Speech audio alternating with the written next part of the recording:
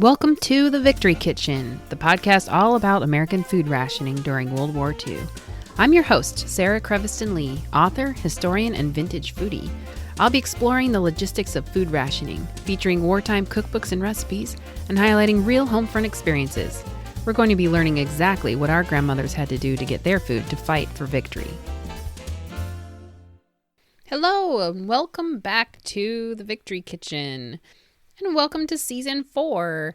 It is so good to be back after a break and to be recording a new season of the podcast.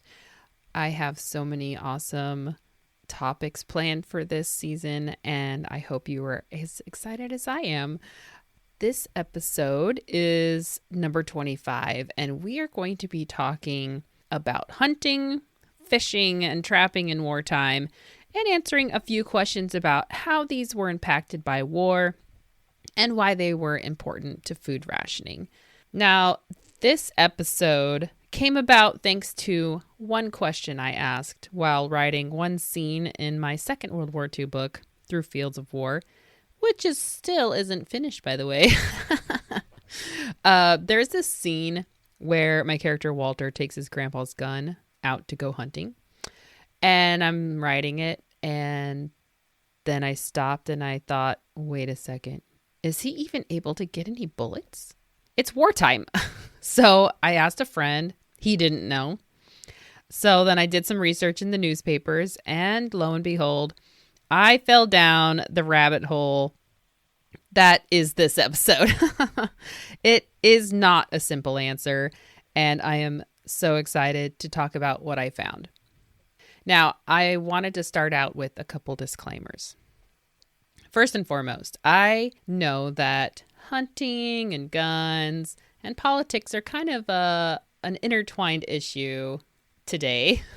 And as I've found studying original source material in these hunting magazines that I found, it was back then too. So I just wanted to make sure it is clear that I am a neutral party in the pursuit of knowledge in this topic. So, what I'm talking about in this episode in no way reflects my personal feelings on the matter, one way or the other.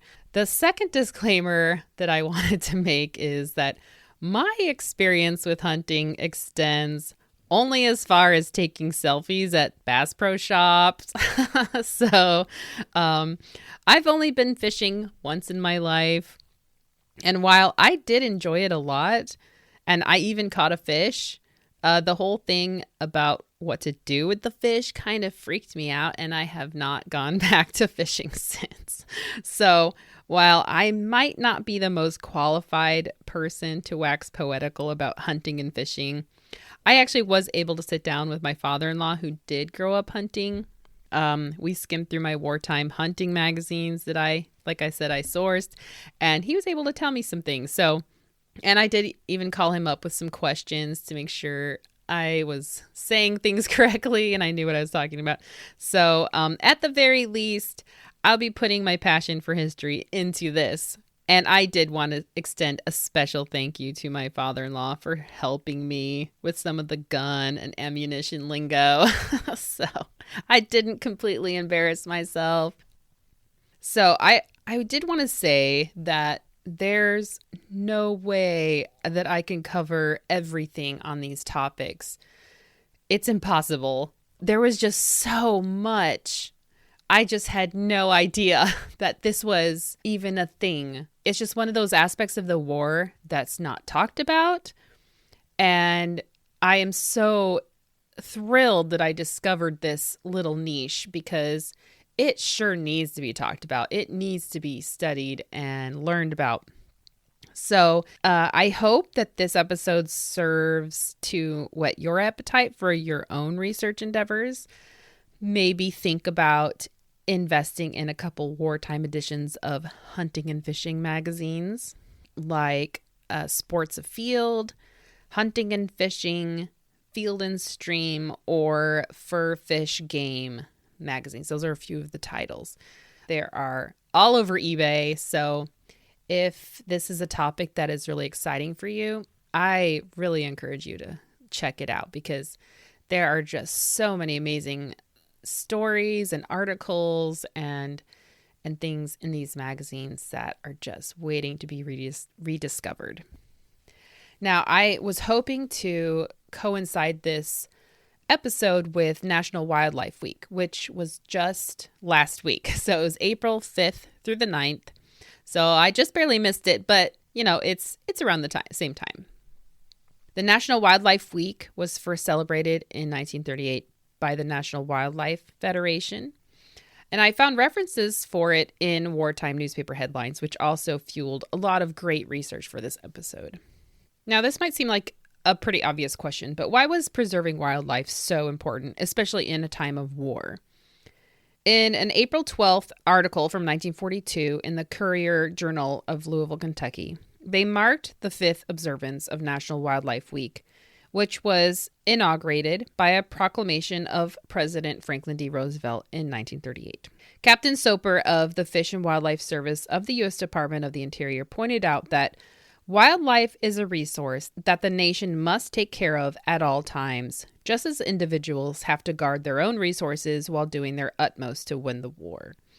In the article entitled Wildlife Helping to Win the War, it says, conservation, profitable at all times, and particularly so during wartime, the service employee emphasized, effective use of natural resources is possible today because conservation policies have been pursued in the past. Among the contributions the Fish and Wildlife Service is making to the war, Sober mentioned, providing for food supplies from the fisheries, protecting livestock, crops, food stores, and vital stocks of merchandise from predators and rodents, encouraging a good national morale through outdoor recreation, and correcting water pollution. Our annual harvest of fishery products amounts to about 4,500,000,000 pounds, he said, much of which is being used for Lend-Lease requirements. Through service control campaigns last year, 123,000 predatory animals were taken, resulting in savings of wool and meat supplies. And then besides this was maintaining of clean water and timber supplies. Many aspects to natural resources and conservation that was and still is important for our country. And all of this was especially important in a time of war. I really like this list because, this was the only place where I found where they listed specific things that the Fish and Wildlife Service were doing on a regular basis, but in the time of war, they were most especially important, like protecting the livestock and the crops and food stores from predators and rodents. And the fact that the annual harvest of the fishery products was 4.5 billion pounds, that is huge. And a lot of that was for Lend-Lease requirements. In my studies, I was mostly focusing on fishing in the oceans and lakes and rivers, but I had not even thought about fisheries. So when I read this, I was just astounded that all of that fish came from fisheries. That's just amazing. So this observance of National Wildlife Week was to bring attention to the importance of our natural resources, the importance of preserving them. And this really comes into play in the discussion about hunting and fishing and the war, which we will see. So now we come to hunting. And when it comes to hunting, this is a pretty big section. And I needed to narrow it down. And so I just wanted to ask a couple basic questions. One was hunting encouraged and used as a way to supplement meat rationing? And two, could hunters get ammunition? And I just wanted to answer those two questions, mostly because that's what I was trying to answer when I was writing my book. And so that's what we're going to answer today, because hunting and wartime in general, there's just so much to talk about. And I think there are a couple other things I will talk about because they're just kind of all interwoven. They'll just kind of sneak their way in there anyway. But so first off, was hunting encouraged by the U.S. government as a way to supplement meat rationing? And the answer, surprise, surprise, is not very clear cut. The answer is no and yes. So, no. From what I've seen, there was not an active propaganda campaign encouraging people or hunters to go out and hunt game or to fish to supplement their meat supply.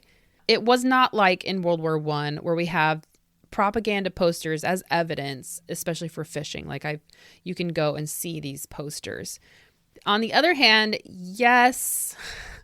However, the hobbies, the activity, the value of hunters was acknowledged by the government, which we see in legislation and the talk surrounding ammunition being made available, as well as the talk about wildlife conservation. So they were acknowledged, and the importance of their role in maintaining wildlife population, that was valued, but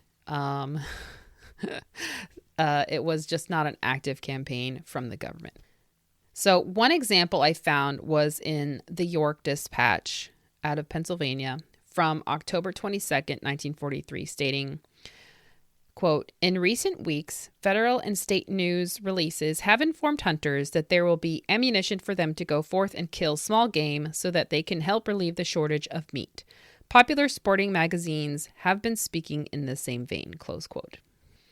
So there is talk that, hey, you can help relieve the shortage of meat by going and, hunting for some food. So there is talk of that. And even in the magazines that I've read, in a lot of the articles, they talk about, relief for, meat ration stamps by hunting. Like they can go get meat instead of using up their red ration stamps. Now, could hunters get ammunition? The answer is sometimes. There was ammunition rationing that varied at times through the war. It was a difficult tug of war that hunters were fighting with the War Production Board. I think it was put very nicely in this article from the Minneapolis Star from March 9th, 1943. And it mentions that it wasn't just hunters in search of ammunition shells. There was an article titled, "Farmers Get Shells for Vermin Control." And now, I really liked this article because this is exactly what I was looking for my book. But this also is very interesting because it shows that it wasn't just hunters that were looking for ammunition. Farmers really needed these as well, and sometimes they were given higher priority. It says, some of the farmers will receive ammunition for predator control in 1943, but they must show that they need it. There is still a great shortage of 30-06 and 50 caliber shells, and ammunition companies are working day and night to produce them. It seems foolish to talk about hunting ammunition when we are rationing our battleships on ammunition at this time. There is a tremendous shortage of metals, and there is very little steel and brass.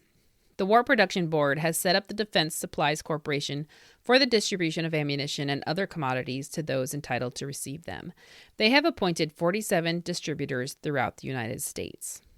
So this article gives us quite a lot of good information, and I really like that they talk about, it's foolish to talk about hunting ammunition when we're rationing our battleships on ammunition. But it's really important for these farmers, too. They need to keep predators away from their animals. In order to do that, they really need ammunition. And so while hunting for food is nice, maybe it's not a necessity, especially when our battleships can't even get as much ammunition as they need. So that's kind of what they're saying. Now, in order to get these shotgun shells, the farmers had to fill out an application and show which ammunition he needed and certify that the ammunition would be used entirely for vermin control. He had to swear he tried to obtain it other ways, I'm guessing at the sporting goods store, but wasn't able to. And he had to certify that he didn't have any other application out there for ammunition. So he wasn't trying to double dip. Then the application had to be turned in to the dealer, who then forwarded it to the jobber, who in turn shipped the ammunition to the dealer, and then the quantity was limited as well for the farmer. He got 2 boxes of 30-30s, 2 boxes of 22s, and 2 boxes of shotgun shells per quarter of the year. Any false statement made, the applicant was subject to a $5,000 fine or a long term in jail. It was mostly intended for ground squirrels on the West Coast or for sheep herders. So that was for these farmers who had these predator problems. So a little tricky to even get ammunition for farmers, and they had to swear not to use it for other things. I'm guessing hunting, maybe? In various newspaper articles, they talk about the concern about this lack of ammunition for the hunting season. One article even talked about how the government promised there would be ammunition on the shelves of sporting goods shops, but 9 days away from the opening of the season, and the shelves were still bare. Some hunters assumed the shops were hoarding the ammunition, and a few of them went so far as to threaten shop owners and make runs on stores, demanding they bring out the boxes of shells that they had to be keeping in the basement or stocked in their warehouses. Oh dear. The shop owners insisted they had no overstock of ammunition. So there was a concern once shells did come back into stock, how they were going to fairly distribute this product to these desperate hunters. Oh, it was kind of a mess.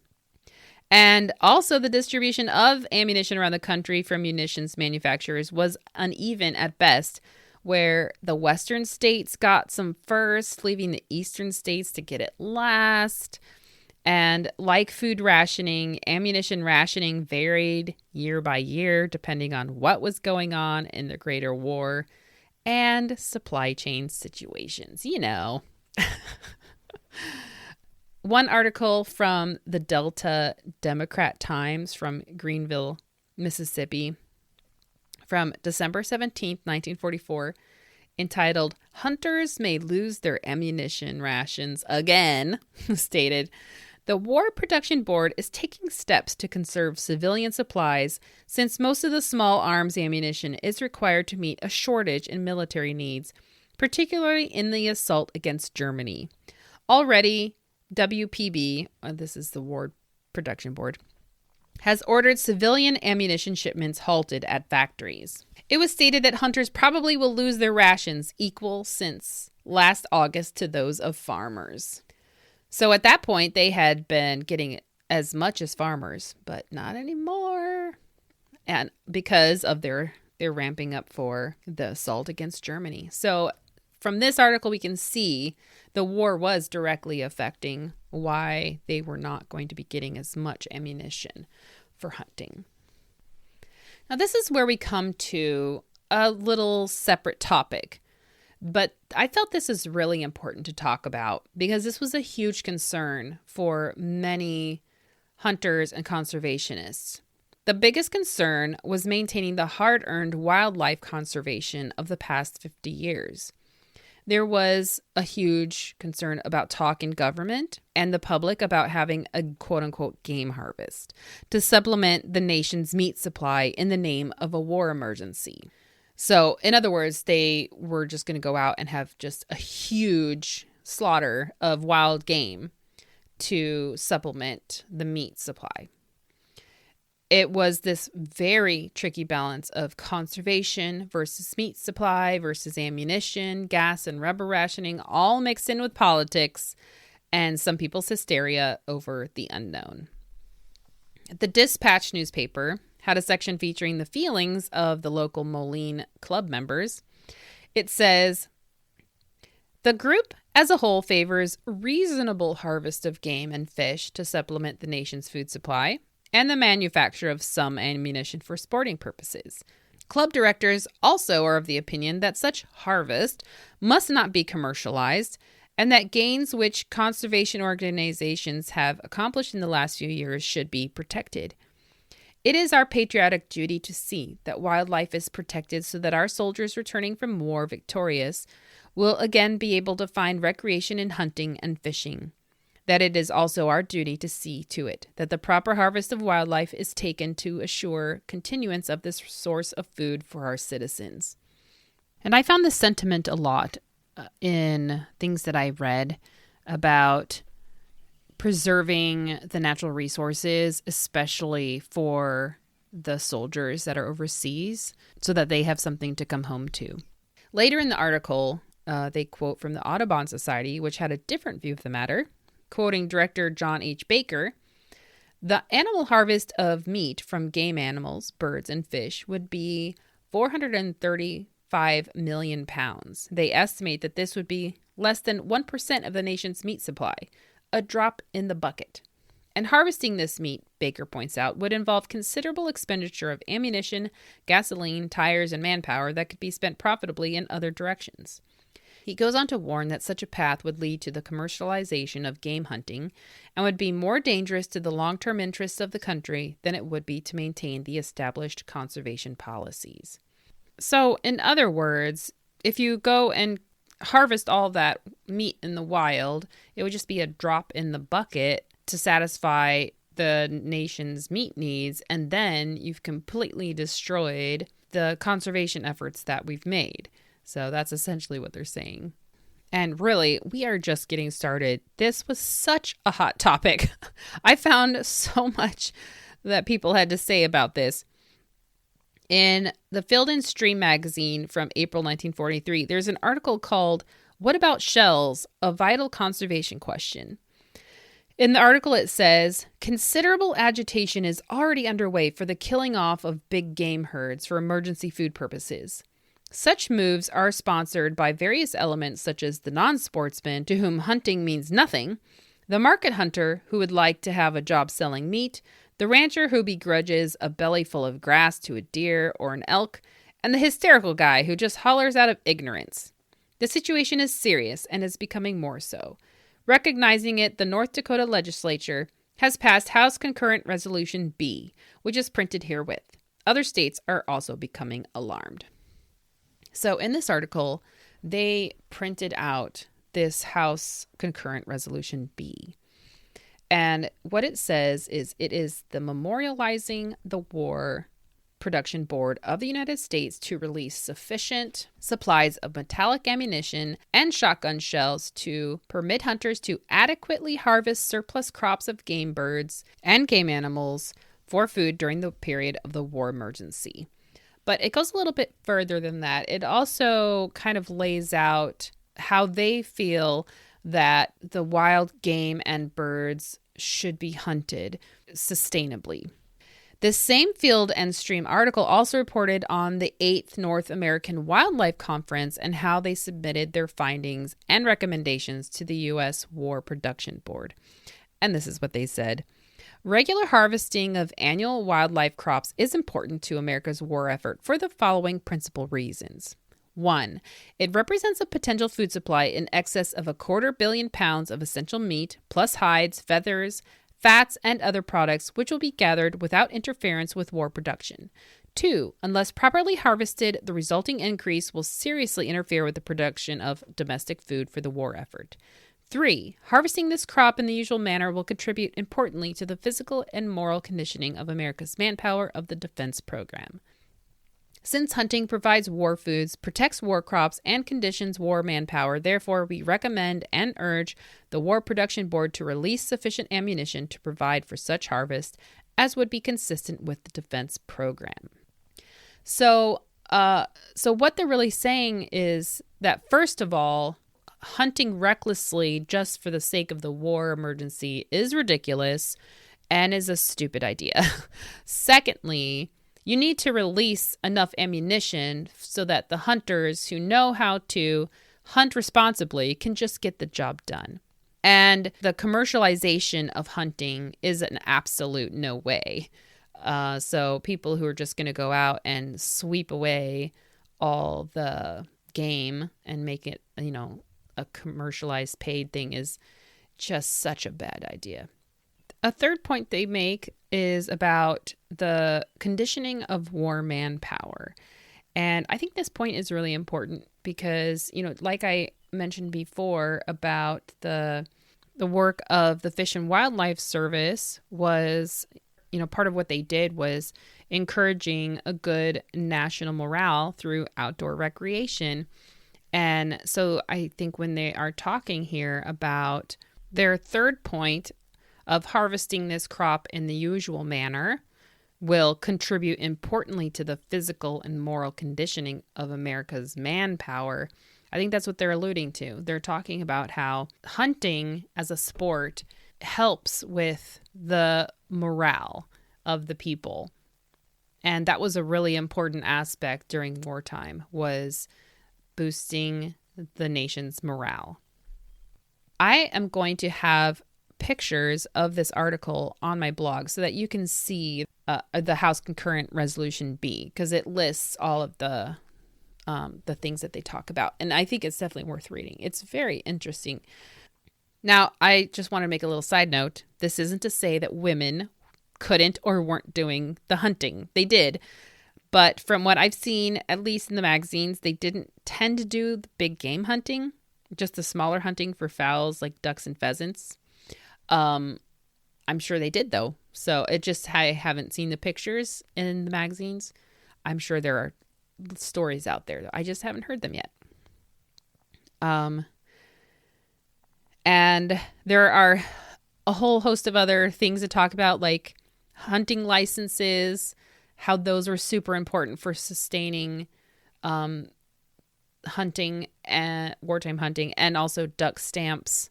That's a whole other topic to talk about, which I won't go into. There's just so much to talk about. But now we're going to move on to the topic of fishing.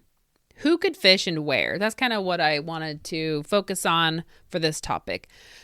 There was freshwater fishing versus saltwater fishing versus deep sea fishing. And I'm not going to even talk about fisheries. That's like a whole thing I didn't even go into. Then there was fishing on the Great Lakes. Something I learned was that fishermen at least in Lake Michigan that I found out, were excused from the gas ration and eventually exempt from the draft because the need for fish was so crucial. Now, when it came to the job of a fisherman, I mean, it was a kind of a dangerous job, but in wartime, especially on the ocean, that was like even more dangerous. And so I just really admire them for just keeping on doing their job in a time of war. It was not easy. And I guess maybe it's because I grew up in a mostly landlocked state. In Indiana, we can kind of claim a little bit of a tip of Lake Michigan, but I just don't think about fish very much. But, the fishing industry was massive and the demand for fish was huge. It was a very important industry for wartime food. In the United States, fish was not rationed. And so, the demand for that kind of a meat source, I'm sure, was even higher because it was not rationed. So, and then because of the land lease requirements, we were sending overseas a lot of fish. So, there was always this huge demand for fish. And so it's this part of the ration story of food that's really important. And so their jobs were, really crucial. But in order to get on the oceans, there were a lot of rules, which is what we're going to talk about. What I learned about saltwater fishing was very fascinating.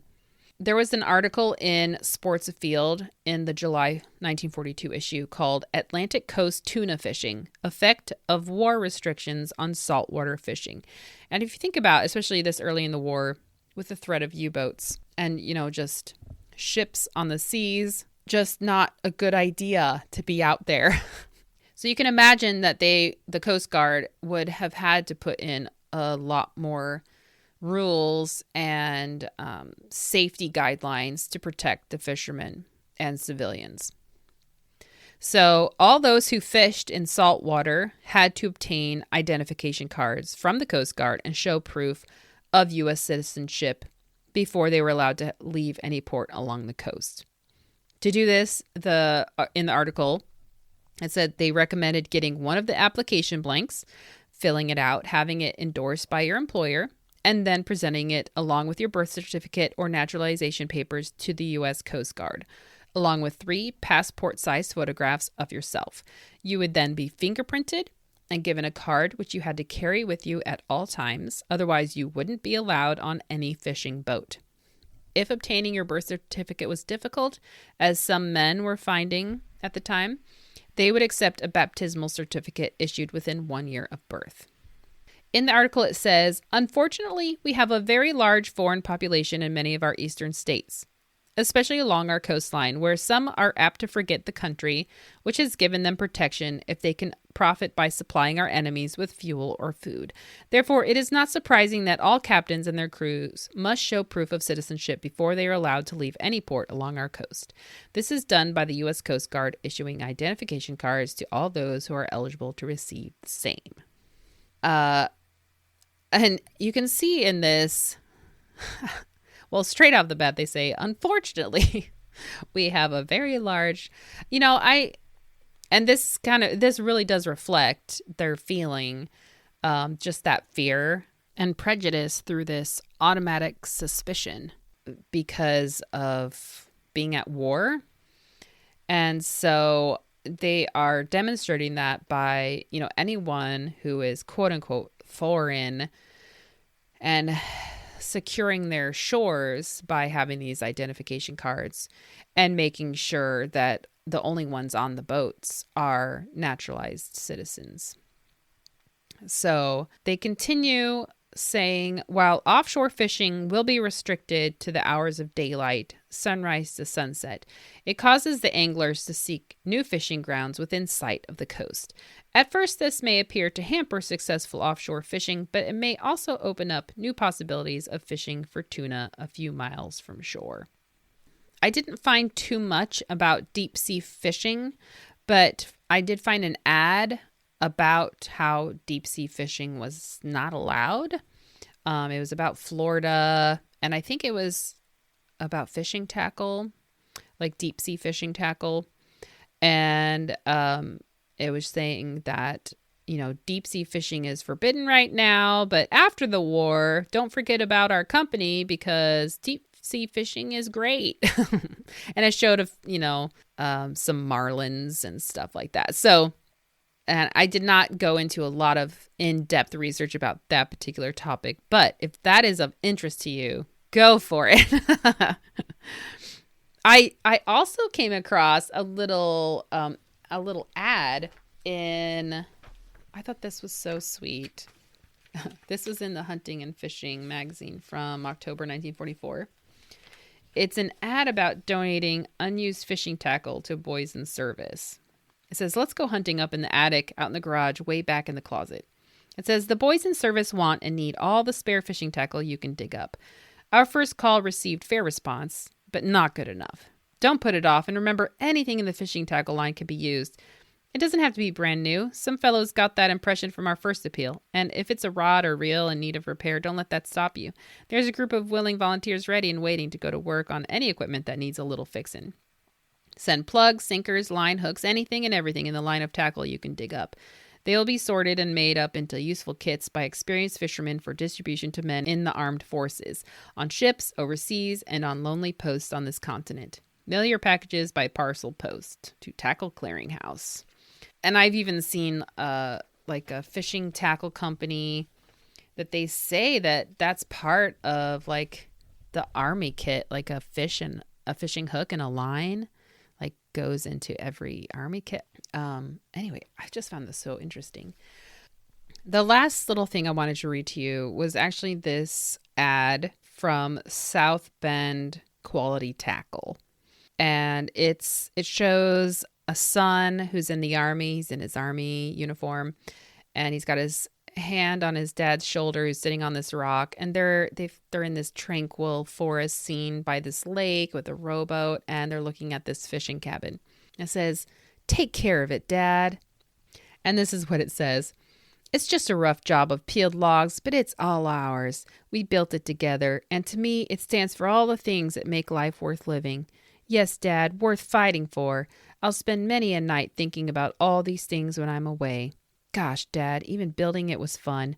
Of course it was work, but that kind of work is fun. Remember when we cut and peeled and hauled the spruce and swatted black flies? And how we hauled the floorboards in from Eagle Lake? And the day we brought the cook stove across in the rowboat? Tough work, wasn't it? And when we got her finished, well, I guess no boy was ever prouder, and no boy and his dad ever had a more wonderful place to enjoy together. I'll be thinking of those trout in the creek, the smallmouths in the lake, my rods on the wall. Yes, and those breakfasts we cooked together, and the raindrops on the roof above my head. Gosh, how a fellow can sleep on those rainy nights. I'll think of the days we just poked around in the woods together, when we didn't feel especially like fishing. Say, Dad, you'll look after my fishing tackle, won't you? I'm depending on you. I'd hate to think of coming back without those things to look forward to, and I expect about 10 million boys feel the same way. Not that I want to be selfish, Dad, but with these woods and lakes and streams destroyed, our fish and birds and game gone, it would seem like throwing away the greatest thing we're fighting for, this outdoor heritage that makes me proud to be an American. So take good care of it, will you, Dad? It goes on to say, war has brought new responsibilities to us at South Bend. We're not making fishing tackle, but are 100% in war production. That's our first responsibility. Another responsibility on the home front is to guard against greed, against waste and destruction of all that made America great, to contribute to the conservation of our tremendously important natural resources with which and for which wars are fought. To us, this makes sense. So, and this is an Indiana company. Well, there you go. My home state. So, it just tugs at the heartstrings, doesn't it? Oh my goodness. So this, oh man, there are things like this all over the place in these magazines, and they are really like putting it home that, you know, these natural resources, we got to protect them for our boys in the service, and they have to have this to come home to. Like, this is our patriotic duty to protect these natural resources so that they will have streams to fish in, and there will be fish there, and that there will be, you know, ducks to hunt and deer to hunt. So it's just, they were so passionate about it. The last subject that I wanted to cover really quick was about trapping. I had not anticipated talking about trapping, but I came across an article it was actually just mentioned in the table of contents of the January 1945 issue of Fur, Fish, Game. And I bought it and then realized it was just like a teaser for the February issue. I felt so dumb. So I hunted down the February issue, and I was so glad I did because it is such a fascinating article. It is called Trapping and the War is the name of the article. And it talks about how, besides meat, you know, animals provided many other uses for the war effort. But it also talks about how the trappers, the unique troubles that they had due to the war. But first I wanted to read in the Dispatch article I've been mentioning throughout this episode from March 20th, 1943. I really like how it talks about all the uses for the wild animals for the war effort. And this is what it says. Deer and elk skins have proved to be a useful byproduct of the harvest of big game and are in great demand for gloves and mucklucks to equip men in the military forces stationed in the Arctic. Fats from game and fur animals previously discarded as waste material were salvaged and converted into use in the manufacture of munitions. Another wartime contribution made by wildlife has been the salvaging of duck and goose feathers for use in making sleeping bags and aviators' jackets. Fur animals are contributing a valuable share to the war program since furs are needed to clothe soldiers fighting in cold climates.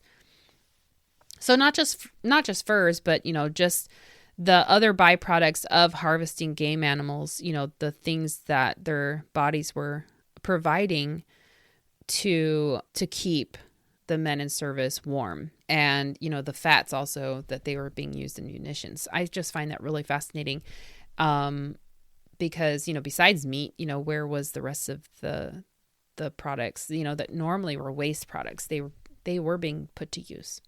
Okay, so for the trapping, you know, they didn't necessarily, I mean, it doesn't really affect food, which is why I hadn't planned on talking about it, but it was still a really important aspect, and I can't see whenever, you know, nobody talks about this, so I figured I'd just kind of slip it in here anyway, because it does have to do with, you know, the National Wildlife Conservation topic.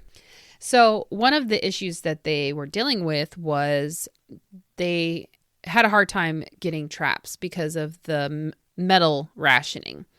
So they had to kind of make do with the traps that they already had, or some of them were showing a great interest in the old ways of doing things. So the old snares and traps that had been used by hundreds and hundreds of years by the native people. And so there was a resurgence of interest in that. But otherwise, I mean, they just had to kind of make do with what they had. But the main problem was the author of the article, The War and Trapping, it was Raymond Thompson was the author. He was mostly concerned with that balance that I've been talking about of, a lot of men had gone to war. So a lot of these trap lines had been going unchecked. And he was very concerned about how quickly these animals reproduce. So before the war, the trap lines, these trappers were doing a good job of keeping these populations of these predators in check, foxes, muskrats, and things like that. But since so many of them had gone to war, now they were able to reproduce totally undisturbed and their populations were going to increase unheeded, which would then in turn cause a huge problem for farmers, which then in turn, of course, would affect food supply. And in the article, he says, coyotes are killing my turkeys. Bears are killing stock right on my ranch. Wildcats are raising Hades with my flock of leghorns, etc., or typical reports I get. So there is no doubt that fur bearers are increasing in numbers. Muskrats, skunks, raccoons, and the common fur bearer animals of every locality are enjoying a respite. And then he launches into talking all about like the price of furs and how that's gone way down because the price administration is not allowing people to buy luxury furs. So that's a whole different topic. But what we can see here is that, the fur-bearing animals are just not being trapped. And, so the hunters that we talked about before, they typically hunted the big game like the deer and the elk, which would graze. If they weren't hunted, they would overgraze on places where cattle were supposed to graze, and that would affect the beef industry. But these fur-bearing animals like the coyotes and the bears, wildcats, that also did have an impact on the food industry with farmers. And I do have to say, I have a prejudice against raccoons. Luckily, there are none that live near us. They are terrible when it comes to chickens. They will go after them. So, so it can be a real problem. These predators can be real problems for farmers. And then if, farmers don't have enough ammunition to take care of their vermin problems, that's a whole other issue. But so these trappers, yeah, if there's not enough of them taking care of the population and providing furs for, what's needed for the war effort. I don't know. It's just like this whole balance in the conservation of our natural resources. It's just such an interesting conversation. I had never even thought about it in the wartime sense. And I hope it's been interesting for you as well. I wanted to close off by quoting from this article from the Dispatch from 20th of March, 1943. The article was entitled National Wildlife Week Produces Discussions. It says, as custodians of our national wildlife resources, all Americans are responsible for their wise use. While we must strive to make these resources yield the maximum in food and recreation in wartime consistent with good management, on the other hand, we must not allow conservation gains made during the last 50 years to be lost. No one should stand idly by and permit the stupid and wasteful exploitation of these resources under the guise of wartime emergency. While the aspect is encouraging in every field of wildlife conservation, The purpose now must be to hold these gains, even though the programs which made them possible cannot be carried forward under existing conditions. The cost of the effort necessary to preserve that which has been built is small compared with its value. Wise husbandry of food resources is necessary in peacetime. It is utterly essential to a nation at war.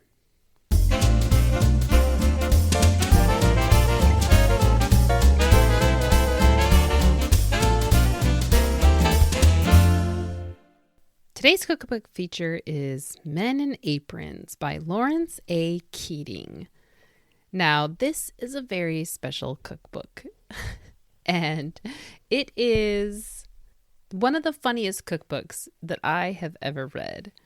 It was first published in 1944, and the issue that I have, or the edition that I have, is from 1945, March of 1945. So this is a wartime cookbook. And he acknowledges that in his introduction, and I have to say that from the get-go, because we will come to that.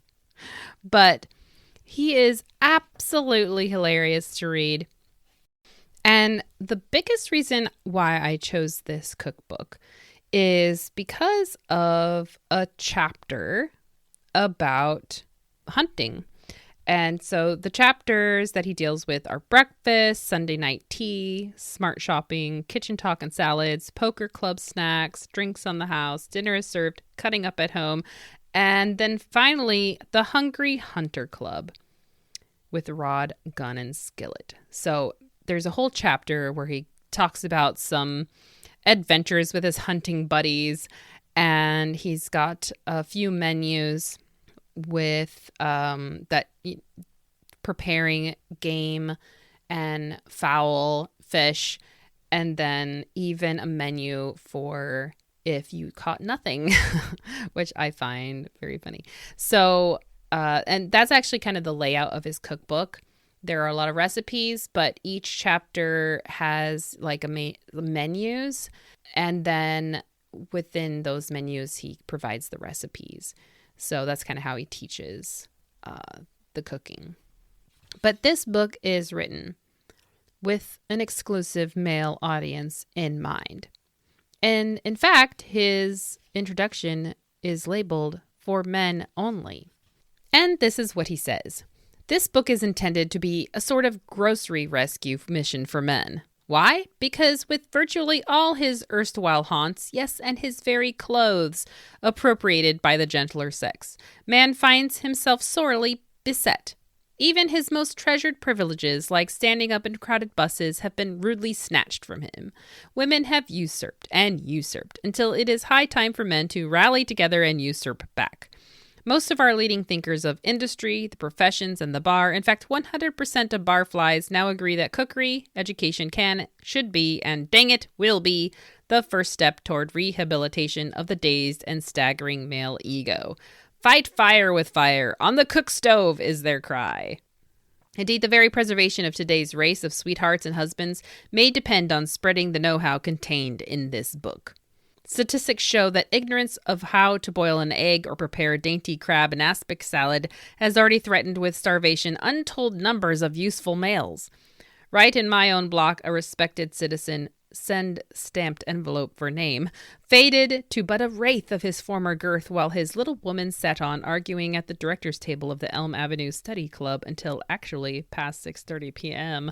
So it just goes on. So this book, according to Mr. Keating, is to save the male species. Jeez. It's so funny to read.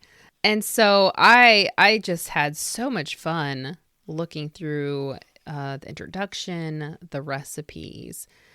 And this is where we get down to it, though.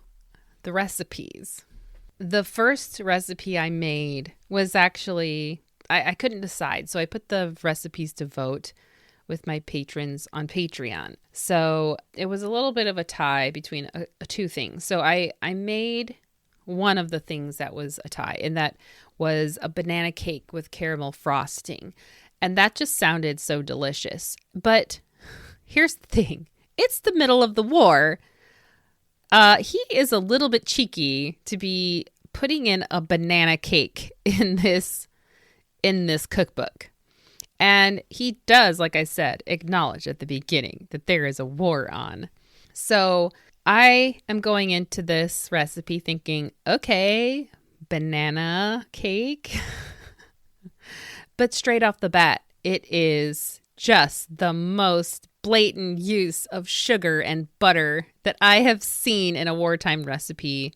There's 2/3 cup of butter, 1.5 cups of sugar, 2 eggs, a cup of crushed banana. He doesn't even mention that there's, maybe imitation banana you might want to use. No, just the straight up banana. There's milk and then flour, baking soda, and then vanilla. A whole teaspoon of just vanilla, not even imitation vanilla. It's okay.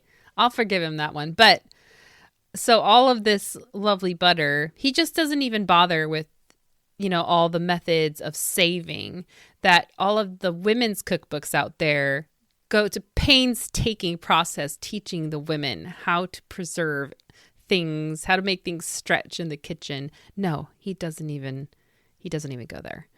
So you make this cake, which, by the way, is absolutely delicious. I mean, why wouldn't it be? It has tons of butter and sugar in it. But then we come down to the frosting, this caramel frosting.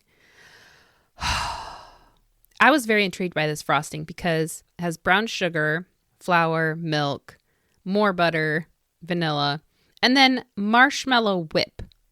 Now, the only thing I could think of that he meant was like marshmallow fluff or something like that. So I went to the store. They did not have marshmallow fluff brand. I found another brand. So I used that, but it calls for 2 cups of brown sugar. And I was astonished.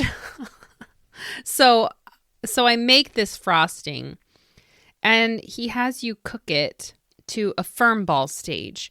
And then he has you beat it. And so essentially you're like making a fudge and then you beat it until it's thick. Then you add vanilla and the marshmallow whip. You beat it until it's smooth. Anyway, I mean, and in the beginning you add the milk and the butter and the flour. Anyway, so yeah.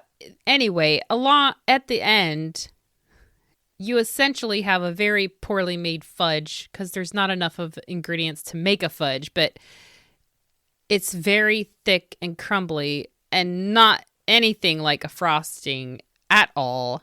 I had to keep adding the marshmallow whip to hopefully save this stuff. It did not work very well. And I was very angry with Mr. Keating for making me waste 2 cups of brown sugar. Yeah, not impressed at all. So, but here's the interesting thing. So I made this cake. I did put the frosting on there somehow. I like plastered it on there, and I made it into a 2-layer cake. So some in between, some on top. I couldn't even put it on the sides. Like it was impossible. And then I put it in my vintage cake platter with the dome on it. And so we kept it for about a week in there. It kept pretty well. But here's the interesting thing. Over time, that very thick, stiff frosting did soften until it was, but it wasn't like frosting. It was still very gritty. Big fail, Mr. Keating. So I did follow all the instructions and there's just something wrong with this recipe. But I still give a thumbs up for the cake, even if it was a blatant thumbing of the nose at the wartime rationing. Jeez. Wow. Okay, so besides irresponsible uses of butter and sugar, the recipe that got the most votes from my wonderful patrons on Patreon was this recipe for spiced pot roast of beef. And this it did sound so delicious, but it has a very interesting method that intrigued me. You take a 5 to 6 pound rump roast, which I was actually not able to find at my grocery store. My grocery store is not super huge, so I just got the largest roast I could, which was, I think, 3.5 or 4 pounds. I think it was 3.5 pounds. It needs olive oil, 5 slices of bacon, 5 cloves of garlic, ground allspice, a can of tomatoes, a bunch of carrots, a stalk of celery, 6 onions, 1/4 cup of chopped parsley. Oh, dang, I forgot to put that in. I meant to. 1/2 cup of wine vinegar, 2 bay leaves, a dozen whole crushed peppercorns, salt and pepper, and a quart of water. So what you would do is you take your roast and you cut slits into it. Then you take your slices of bacon and you cut them in half, and then you coat them in allspice, like you dip them in allspice. And this is what I found very interesting. Then you take the cloves of garlic and you cut them in half, and then you roll each half clove of garlic in the bacon. And then you shove the garlic wrapped in bacon into the slits in the roast. So I did all of that. It was very interesting. And I mean, it made sense to me, but you know, it was still, I've never done anything like that before. So, and then you cover the meat with the vegetables, except for the tomatoes and the vinegar. And then you just let it stand for a few hours. Just kind of let them mingle. It does not say to refrigerate, but I sure did. I did refrigerate it. Then after it just sat for a few hours in the fridge, I brought it out, and then I took the vegetables off, and then I browned the meat in hot butter. It just says hot fat. I didn't want to do it in oil. I guess maybe that's what the olive oil is for. I don't know. I forgot about that. So I just used butter because that's what I had on hand. And I did that in my Dutch oven. And then I put the vegetables back in. Then I added the water, the tomatoes, vinegar, and the seasoning. And then you just cover it and let it simmer for 3 to 4 hours. I think I did 4 hours. Then you take the meat out, put it on a serving platter. You can skim the grease from the gravy left in the pan. That's interesting. Gravy left in the pan, because I had a whole bunch of juice left. Like, it was so much. It was like a soup. So it would have made a whole ton of gravy. But then you're supposed to serve it with buttered noodles. So I can see how that would make a really nice meal. So it was actually a very interesting dish. I mean, it just tasted like a pot roast with some extra spice, like allspice. But I didn't feel like the bacon did much for it. And when I did like eat some of the bacon, it just tasted like mushy allspice nothingness. Like, I felt like I wanted my bacon back. Thank you. And it would have been better served like cooked separately, crisped up, and added as a garnish. So you could have gotten that delicious bacon flavor added to it. I don't know. I felt like the bacon was a bit much. It was like too fancy for no reason. That's what I felt. So overall, I felt like these recipes were just a little over the top. Not impressed right now. There is one more recipe I want to try. I haven't tried it yet. It was the one that the banana cake tied with. It was for some homemade baked beans. I've been wanting to try a 1940s baked beans recipe. So I think I will still try that one because it just sounded delicious. And it comes from the menu for the day that there is no catch. When you're hunting or fishing and you don't catch anything, you can make these baked beans, and it sounds really delicious. So I will make those and report about it on Instagram, so you can check it out there. But I will have these recipes and the pictures of the food I made on my blog, victorykitchenpodcast.com.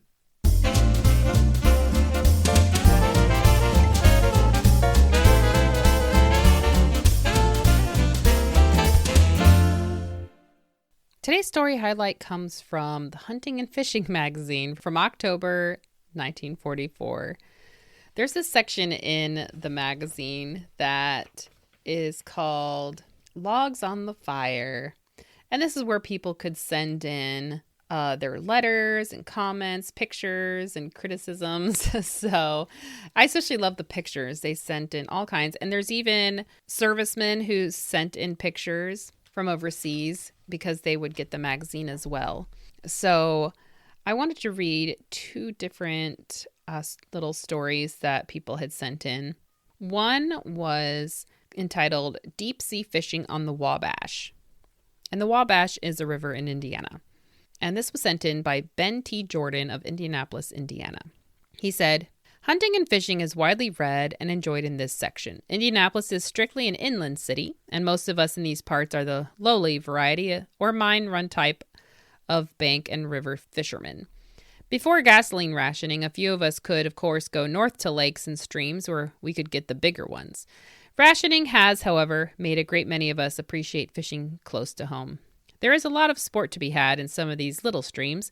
Hunting and fishing has given me a lot of good ideas that have improved results. I even enjoy the articles on deep sea fishing and articles relative to fishing in mountain streams. It would probably come as a distinct shock to some to know that I have applied to ordinary bank and line fishing some of the principles used in deep lake and sea fishing as gathered from your magazine. The results obtained with these very unorthodox methods have at times bordered on amazing, which all goes to prove that we can pick up real ideas for improving performance from your very fine magazine. I liked this story because, well, for one, he's pointing out that at least, I'm familiar with living in Indiana, so I know what he's talking about, where a lot of people would go north to the Great Lake of Lake Michigan to go fishing. It's a very big, deep lake, so lots of bigger fish to be had there. But because of the war, gasoline and rubber rationing made that not possible. So they had to make do with the smaller lakes and streams and rivers. And I think it's really interesting that he's taking the knowledge that he's learning from these magazines, instead of feeling sorry for himself and saying, oh, man, I can't do any of that stuff. He's instead applying those principles to the water sport that is available to him. So I just think that's really a great attitude to have. The other story is called One Big Happy Family. This was sent in by James Minetto of Torrington, Connecticut. He says, Dear editor, I sure get a kick out of the stories and pictures sent to your magazine by its readers. To me, it makes its readers one big happy family visiting one another after having been separated, getting out the old family album, and going over pictures while separated. I've seen pictures in hunting and fishing of deer taken in nearly every state, so I am sending one taken of a nice heavy 8-point buck shot in Connecticut under conditions that were ideal. Beautiful morning, soft snow, and the good fortune of bringing home ration stamps on the hoof. No, this deer was not taken illegally. Connecticut has a permit system that allows a person one deer, buck, or doe during December. Although not the best shot in the world, I hit this deer between the antlers and ears. 1 inch higher would have been a sure miss, as deer was in high gear at the time. I naturally aimed behind the shoulder. Let's hope you continue printing these pictures and all sportsmen will become better acquainted with hunting and fishing conditions throughout the country. So I like how he says that he had the good fortune of bringing home ration stamps on the hoof. So he was thinking about, supplementing their meat supply instead of having to go buy it. And a lot of people in these magazines, I've noticed, they've commented about how they really like seeing what other people are doing with hunting. And they say, oh, I see you haven't really posted much about, hunting in Minnesota. So here's my family and I, or here's my buddies and I, we've hunted and this is what we caught and things like that. So very interesting. And it's definitely a community that they kept all together. And that was another important aspect of this magazine is they would say, once you've read your magazine, pass it on to someone else, pass it on to some servicemen overseas or to your boy in the service so that they can read this magazine too. because it might be difficult for them to get them, and they enjoy reading these magazines. So it was important to maintain this community for the sportsmen that were in the service. So I just find that really an interesting aspect of the war that I just had never thought about before. Well, that's all for today's episode. If you'd like to join my community and support my podcast, head on over to patreon.com/victorykitchenpodcast. If you or your family have American Homefront stories, I would love to be able to share them on my podcast. To share your story, you can go to victorykitchenpodcast.com and click on Share a Homefront Story. I share lots of things on Instagram that I don't share anywhere else, so come on over and give me a follow. My handle is Victory Kitchen Podcast. Thanks so much for listening, and I'll talk to you next time. Bye!